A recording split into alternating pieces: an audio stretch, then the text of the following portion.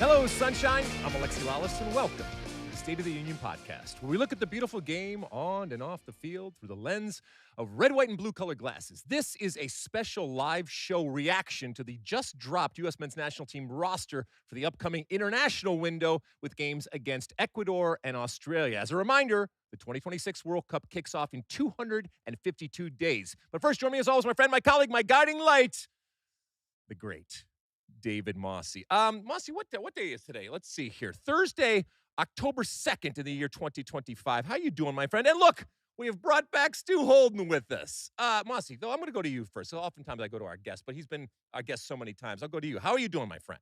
Stu, we were just here. We taped a pod yesterday, the three of us and John Strong, breaking down the Americans in the Champions League, many of whom ended up on this roster today. So a busy week for us, and it's good to be with you again, Stuart. It's exciting. I think we've been waiting for this roster drop for a little while now, guys. And so it's going to be fun as we dig into this and talk about what it is, what it isn't, who's there, who's not there. But this was promised to be the window where it all starts to come back together towards 2026. That's why I wore my 2026 shirt today. My sporting the my colors. Fox Sports World Cup swag. I like it. Well, yeah, I got the fever, baby. Let's definitely start it off with a little bit of perspective, and I think it's fair. We're going to get into some of the comments from Mauricio Pochettino relative to this roster here, but keep in mind, speaking of context, the last window, there were those, including maybe somebody that's talking right now or that you are watching right now, that were a little frustrated, angst-ridden, miffed, whatever word you want to use, when it came to the performance and the roster that was dropped last window. And Mauricio Pochettino, over the course of the window, made it very, very clear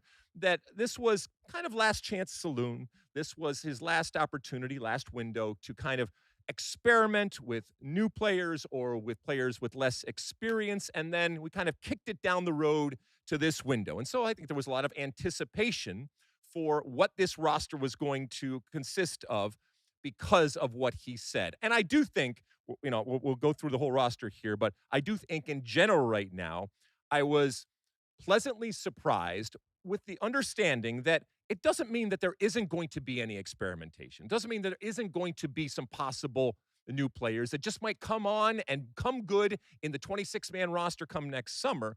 But the reality is that I was looking at this roster as if the World Cup started today, who would be on it? And that Pochettino was looking at it as, I'm going to bring in the best possible players that I have. I get there's players that are injured. There's nothing you can do about that. And in that sense, I think that this represents what he kind of, over the course of that last window, portrayed. Do you think that is fair, Mosse? So you think if you're not injured and your wife is not expecting a child and you weren't in the squad, today was a bad day for you? It does not bode well for your future if you don't, like I said, for those guys that have been around, that were healthy, that were saying, hey, pick me, pick me, pick me, and you're not on this roster, or someone like a Tyler Adams, whose wife, by the way, it puts a lot of pressure on Tyler Adams' wife over this window to give birth, and we wish him and her, the best, that goes well. And if there ever was a reason not to be in camp, I think that applies. I will say, in looking at this roster and everything contextually about it and the timing of when the roster came out, I think this is Mauricio Pochettino's best roster that he has put together since he has taken over the job. And you have to understand the process, but give time for the process for him to get a sense of the pool and the players and different looks, going all the way back to when he started. I mean, he's been in the job now for just over a year. The Nations League debacle in March, what followed that in the Gold Cup, getting the final and losing, the friendlies before that weren't great. He needed time himself to analyze the pool, and albeit a much expedited timeline compared to normal national team coaches, which they typically get 4 years in these cycles. Sure. He essentially has 2, so it's a bit more of a sprint. And this did signify to me the roster, the timing, how many windows we have left in the World Cup, of him saying, okay, I've had a look at a bunch of guys, this in this moment, injuries and everybody availability, this is who I feel are the best 23 guys. And I like the roster. I got to say, it's got a good balance to it. All right, let's go positionally then, and we'll talk about who is there and who isn't there. Well, first off, we should say the 2 games that this roster was selected for. The U.S. will face Ecuador in Austin and then Australia and Colorado. We will do post-game pods after each of those games. Stu might join us for one or If two he's of lucky, those. we'll We get see. the call up. Yeah. You said 23. It's actually 26 players he 26, called sorry, yeah. up, which is the number it's going to be for the World Cup. So to your point, this is Allegedly, already a dress right? rehearsal. Yeah, everybody expects I mean, does that it to be the count case. if you bring four goalies? So let's go from back to front. We'll start in goal. 4 goalkeepers, all MLS keepers. Chris Brady, Matt Freese, Patrick Schulte, and Matt Turner. Matt Turner is back. Zach Steffen still on the outside looking in. So I think Zach Steffen is the big loser here. And you feel for him a little bit. He picked I up do. the injury right before the Gold Cup that maybe was, I you get know, it, he but gets jumped by the fact that Freeze did well. Then Turner's back in. You know, Timing's Brady is everything, high yeah, potential, I and then get it. Schulte also injured before that Gold Cup, Yeah, so exactly. he wasn't a part of that. So I still think there's a bit of room for fluctuation and a change in that goalkeeper position. And look, but Chris Brady, no caps, first time ever. It's a flyer just to kind of see if there is something there. But I think that, to your point, he has the 3 goalkeepers in mind. I think the real question is, who is the number 1 goalkeeper? Is it Matt Freese or is it Matt Turner? in my mind, Freeze has done nothing to lose that shirt since being given the opportunity in the Gold Cup and then the subsequent 2 friendlies where Turner was not called in. Turner's back in. He's been playing regularly with the New England Revolution. They're not going to make the playoffs, by the way. He's going to have a 4-month layoff essentially until the MLS season starts again in the spring. So he's not going to be getting his regular opportunities and reps. And Well, he'll be pulled into January camp. I would yeah, think, right? January camp. as will the others. So I see it as it's Freeze's position, But to it's lose still, right now. at least the way I see it, 6 of one, half a dozen of the other. Neither of them at this point are any better. One might pip the other when it comes down to next summer. But we have 2 goalkeepers that I think are good. I don't think that they are great. Would you, if you're Freese or Turner. Pochettino for these 2 games, would you play 1-1? Probably, because I think that they are fighting it out and it's a legitimate competition between the 2. And Yeah. Mosse, I know you were more in the Matt Turner camp. Has anything Yeah. swayed your? I think Freese right now is Pochettino's starter. Turner has to regain that job, but if it was me, it would be Turner. And I think when push comes to shove, when we get to the World Cup, I think Turner will have overtaken Freese. On Steffen, by the way, you mentioned the injury in the summer. I also keep going back to that illness. He was supposed to start the 3rd place match against Canada in the Nations League. Who knows, if he had played that day and played well, he would have scored some points with Pochettino. He missed out that day, and in some ways, it's never recovered. Woulda, coulda, shoulda. All right, should we go to the back line? Yes, and here's where we start to have the conversation about the formation, because there are 5 center backs: Chris Richards, Tim Ream, Miles Robinson, Mark McKenzie, Cameron Carter-Vickers, 2 left backs, Anthony Robinson, Max Arfston, and only 1 right back, Alex Freeman. Now, James Sands, who's in the squad as a midfielder, can play right back in a pinch, but a lot of people are looking at this composition with 5 center backs, only 1 right back, and it makes them think that Pochettino is leaning towards playing that 3-4-2-1 formation, which then makes it a wing back instead of a full back and brings in other players like Way and McKennie into the equation. Stu, for over the last year, you have been calling for a back 3, back 5, whatever you want to call it, but it's a fundamental change if this team were to do it. Do you read in with the tea leaves here and think that it wasn't the back 3 that we saw in last window isn't just going to be something to have in his back pocket, but do you think that he is actually thinking of, this is where I need to go from a full-time basis and then maybe have the back 4 in my back pocket? Yeah, I would be shocked if the U.S. don't play in a back 3 or a back 5 versus Ecuador. And in fact, I would be pretty disappointed if they don't.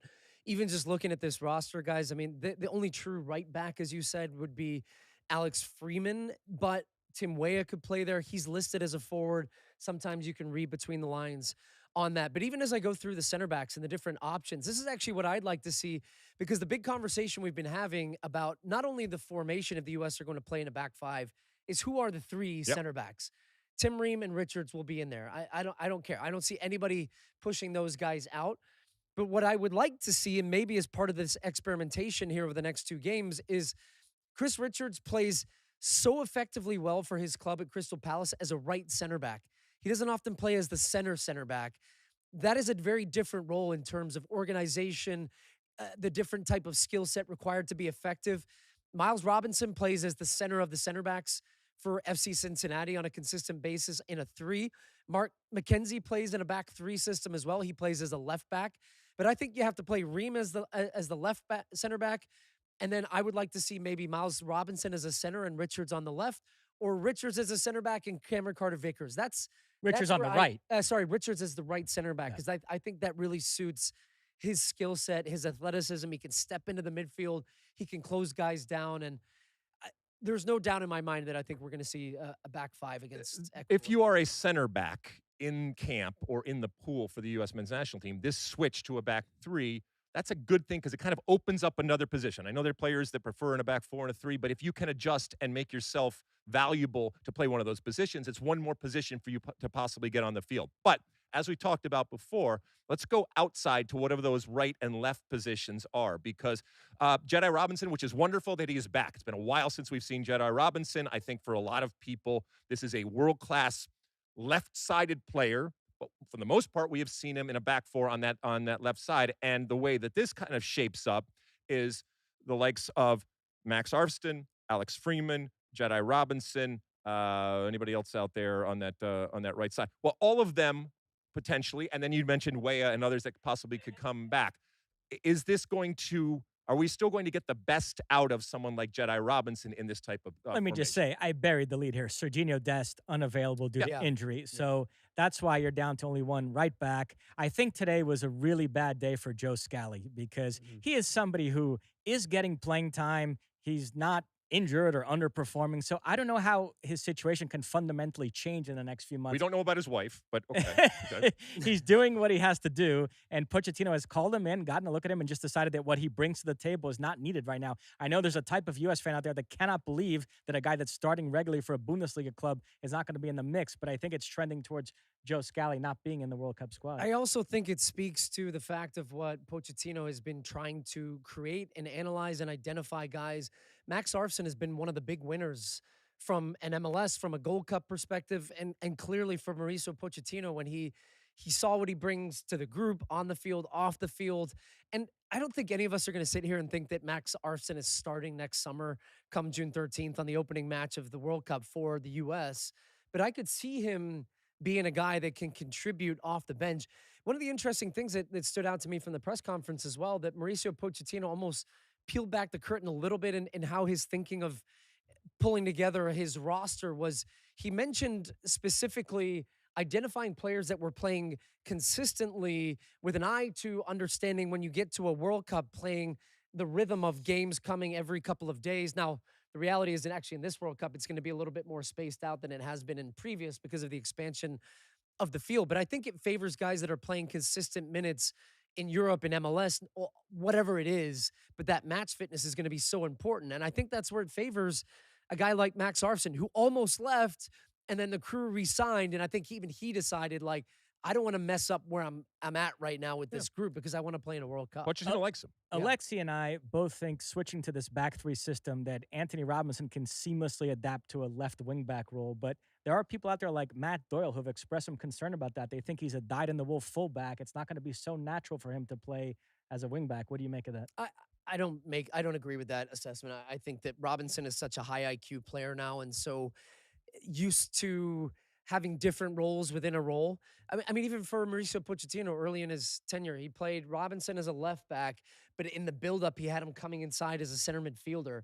So I think that tells you he trusts him in different ways. So you could even see a scenario where if he's playing that left wing back in a 3-4-2-1, you even just have him hold back a little bit, allow Pulisic to drift into that channel. So there's a lot of creative things. I think we get so caught up sometimes in just the rigidness of formations and being like you have to be pigeonholed in a certain position. With this roster here, and you mentioned that you think this is the best roster, as I said, that he can come up with right now. If the World Cup started and that first game was upon us here, that back five, would you agree with me, would be Jedi Robinson on the left, Miles Robinson as one on the left-hand side, let's say, or Tim Ream, Miles Robinson, and Chris Richards.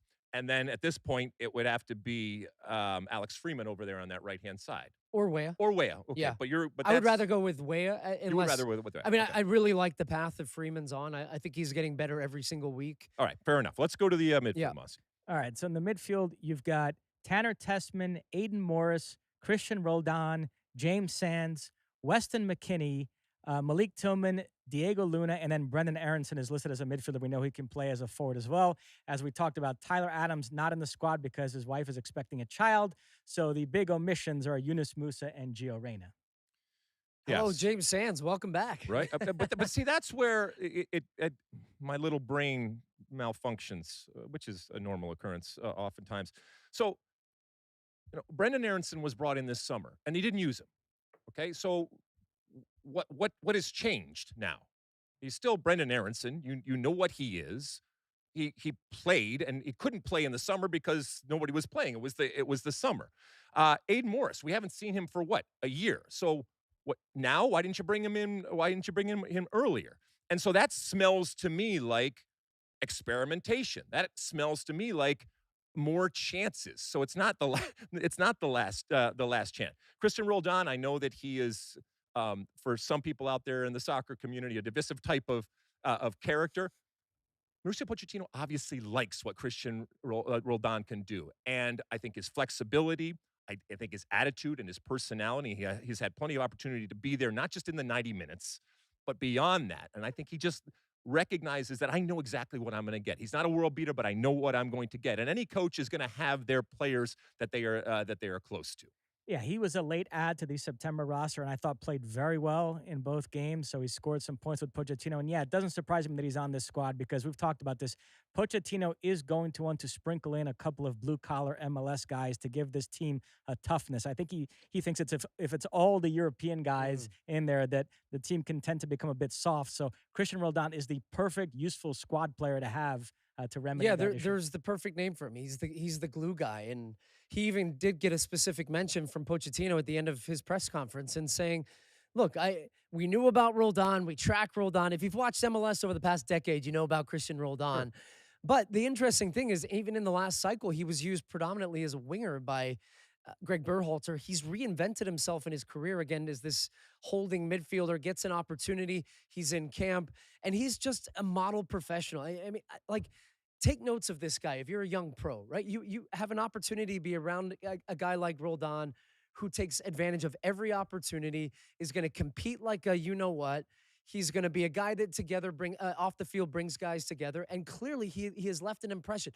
You don't know if he's going to be there next summer, but I tell you what, man, that guy is going to fight with every last bone in his body to be a part of another World Cup, and whether he plays a minute or not, he would be an important add.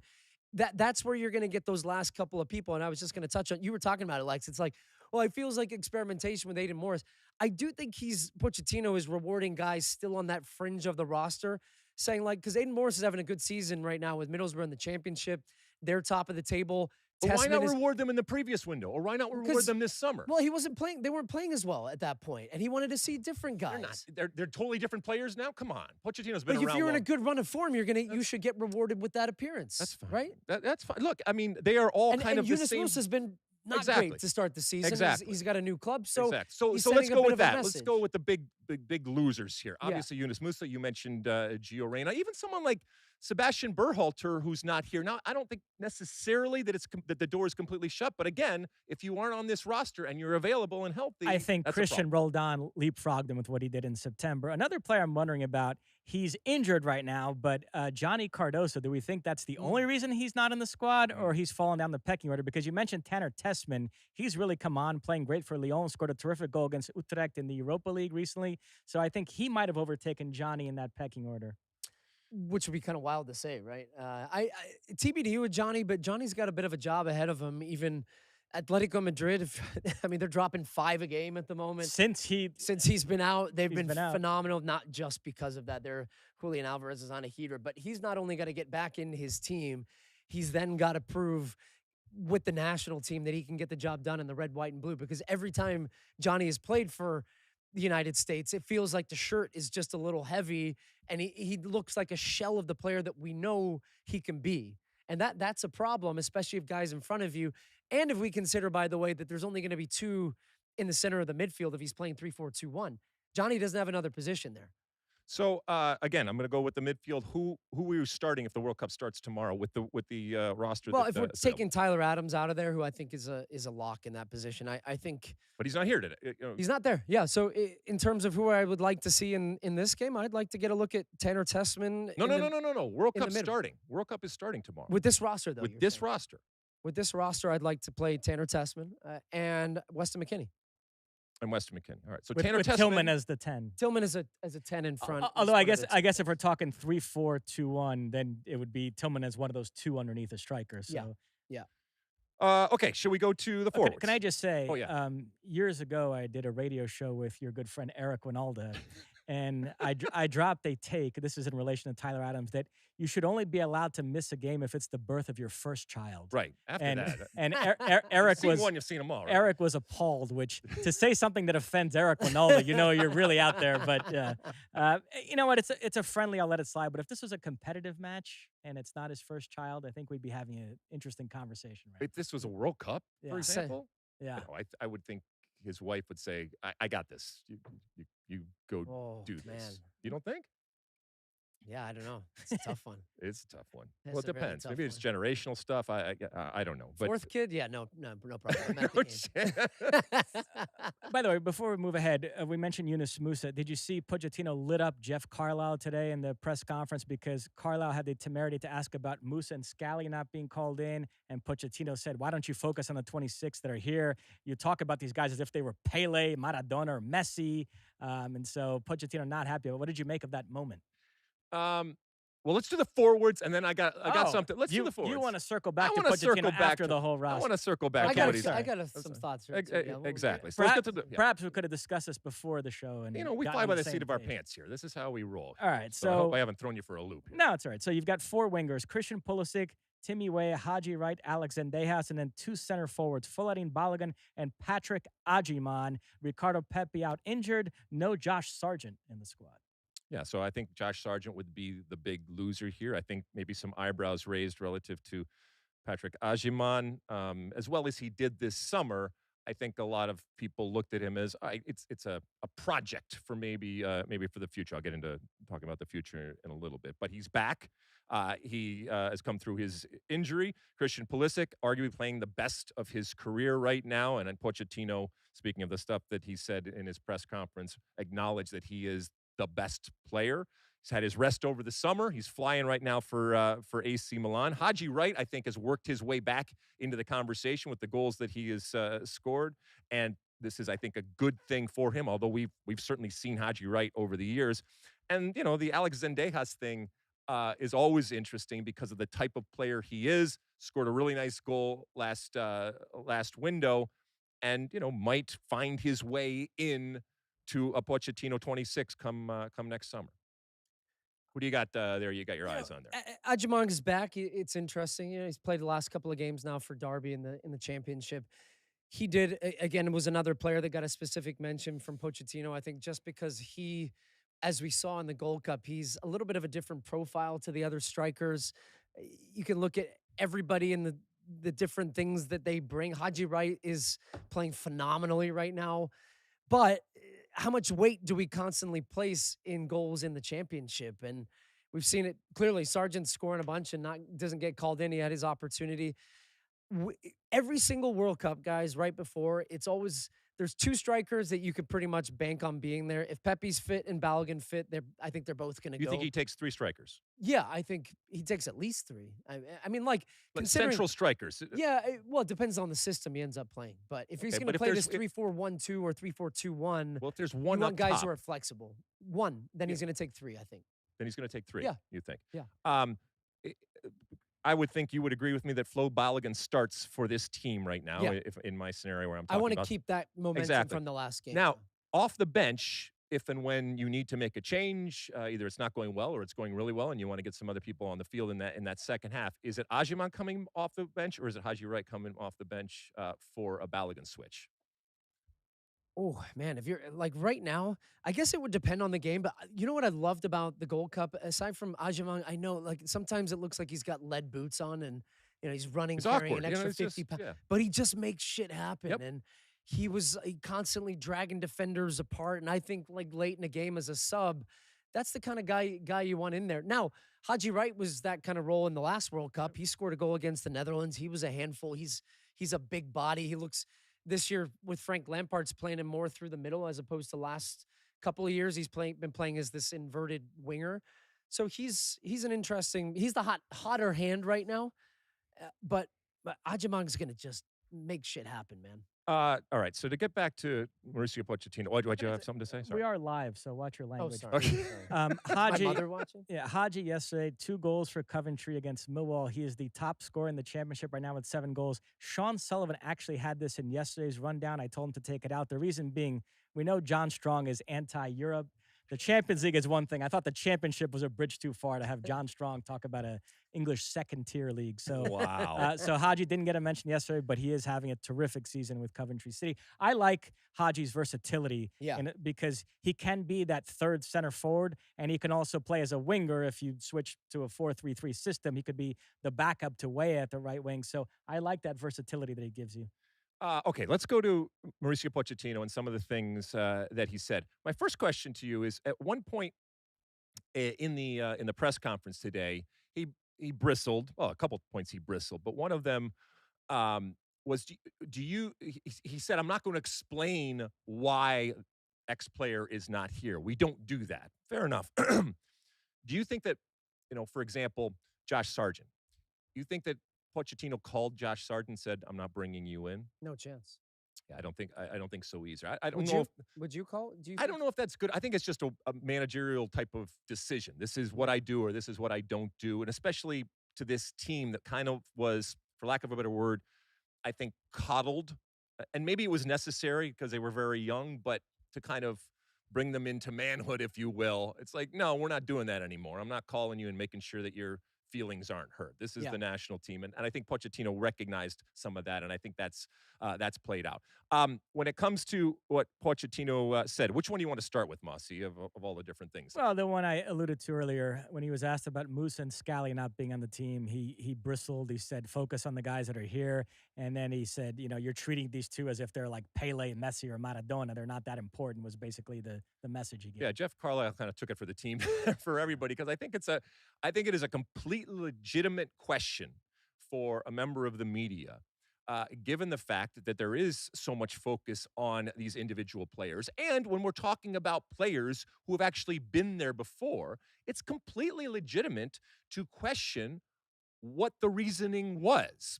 And for him to kind of throw it back in Jeff Carlisle's face and say, oh, it's because you think that this person should be here. No, that has nothing to do with it. It's because this player has been around or has been talked about, and there is interest in this player, and we're trying to get an idea of what the mechanism was, what the thought process was as to why this player isn't here. Now, if you don't want to tell us, that's fine. That's your prerogative. But to take someone to task in the media for asking a question that everybody has and that is is a completely legitimate question, I didn't think that needed to be done. I think it just speaks to perhaps a little bit of the sour taste he had after the last window and the way that people were talking about him, the team, especially after the first match. And then he got some plaudits after the second match. But it does show just maybe a little bit of a turn of the tide of his attitude towards maybe the media, whoever it may be. But he was a little bristly in different moments. And then Pequeño violin, my friend. Pequeño violin, all right? You're the coach of the U.S. men's national team. The amount of scrutiny, quote-unquote scrutiny that you get or criticism that you get is minuscule relative to most other teams around it. Pochettino is going to be just fine. I don't think he's necessarily feeling the pressure, but maybe it's amplified because it's not something that he expected from an American media or American fan base. I just had a quick note on your, the coaches' styles and whether – I'm trying to put myself in that position. If I was a player and I was left off the roster, how would I feel? Would I want communication from a coach? I was always a player that would go if I wasn't in the lineup, or this even pertains to the Houston days, Bolton, wherever it was. If I wasn't in the lineup, at some point the next week I'd go knock on the coach's door and I'd say, "Hey, what do I need to do?" I never said why didn't I start. It was always like, how do I get back in your lineup? But I distinctly remember actually with Bob Bradley This was December, the year before the World Cup. So this was 2009. And I was called into a camp in Denmark. And at that point, he sat me down in a meeting, me and a couple of others, but individually. And he told me in that moment, he said, you're about a 70% chance of making the World Cup next summer. And here's what I need to see from you. Here's my expectations. Here's how I see the situation. And he had a couple of things that I pushed back on and said, I disagree. I don't see it that way. I had my opinion. Bob had his opinion. That's okay. But he challenged me in a good way. And even to this day, we've shared exchanges or messages about even he appreciated how I framed things that he didn't understand about me as a person. And ultimately, I did make that roster. But yeah, I appreciated, though, there was a path for me. And I knew what I needed to do in Bob's mind to be on that team. So I think it depends on the player, depends on the coach, the communication. You know, I don't know what he's telling Josh Sargent, hey, when you come in, you need to score goals. I think we all know that, right? So it's case dependent, but there's bubble guys. And I don't think that Pochettino needs to call every guy on the pool every window and say, hey, here's why I didn't call you up. I mean, it'd be exhausting. Yeah. So you always had trouble with authority, not just in your box. Talking back to Bob Bradley, for Christ's sake. But Pochettino did say that if a player, to your point, if a player reaches out to him to ask why he's not getting called up, then Pochettino's happy to sit down with him and explain it, and said he'd be willing to talk to him for 2 hours if he had to. But Pochettino doesn't think like he should be the one to make the first move on that. I agree with that. And Carlo Ancelotti actually left Neymar out of a squad when Neymar was actually fit and available, and he was asked about that, if he called Neymar to tell him why, and he said, no, if he wants to call me, he can, but yeah, I didn't just be careful what you wish for if you're a player, because you want the truth. Sometimes you can't handle the truth out there. Another quote from Pochettino, and this one did irk me a little bit. And Mauricio Pochettino said, quote, "We want the players to come and respect one another and work together for our goals when they come into camp," is what he's talking about. And then he said, "Even after the World Cup, we need to keep growing the project." All right, listen. Mauricio Pochettino, I can appreciate and respect that you are thinking about the future of American soccer, and I'm okay with that to a certain extent. The problem is that you are the coach for the World Cup. No, you're not the coach for the World Cup. You're the coach for a home World Cup. All that Mauricio Pochettino was hired for, all that he is being paid these millions and millions of dollars to do, is to have a successful team come next summer. That is all I want him thinking about. That is all I want him focused on. I don't give two craps about what happens after that final whistle, whenever that final whistle is for this U.S. men's national team. You will be judged, Mauricio Pochettino, on what this team does next summer. And let's be honest, once it's done next summer, you are off on your merry way, which is fine.